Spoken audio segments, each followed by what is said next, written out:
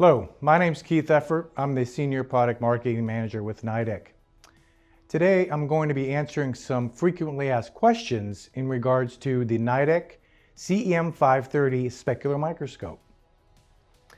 So one of the questions that are asked is, what is the capture range of the CEM-530?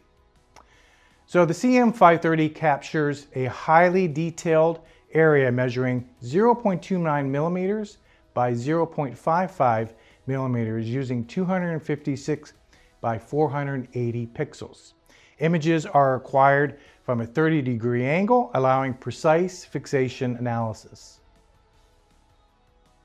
Another question we have is, how many fixation points does the CEM-530 provide? The CEM-530 measures at 15 fixation points total, including 1 central, 8 paracentral, and 6 peripheral. This design emphasizes paracentral fixation, providing more detailed and clinically added useful fixation information. So how far in the paracentral and peripheral fixation points from the center can we measure? Central to paracentral measures 0.65 millimeters or 1.3 millimeters in diameter. And from central to peripheral, we're looking at 3.65 millimeters or 7.3 millimeters in diameter. These distances allow for the CEM-530 to evaluate fixation stability from both the central and the surrounding area.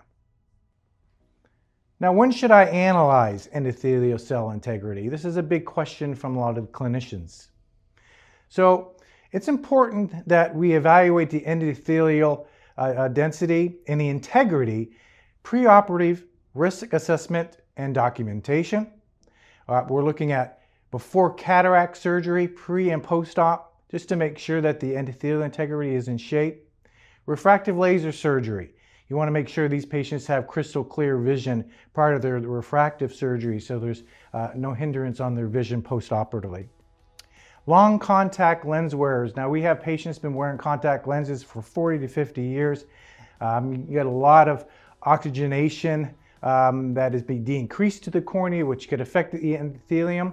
You may want to look at the risk assessment there, maybe put them in spectacles if you're looking at larger shape, such as polymegathism or some pleomorphism going on in the shape of the endothelium themselves. Post-operative, corneal transplantations, of course, endothelial pathologies such as Fuchs dystrophy, endothelial cell loss. Corneal cross-linking is another important one.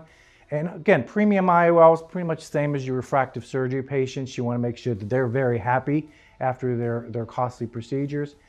Clinical trials, we have these in multiple clinical trials.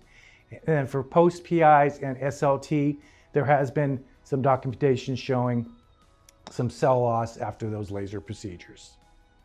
So if you enjoyed this video, please like and subscribe for more great content from NIDEK, and thank you for watching.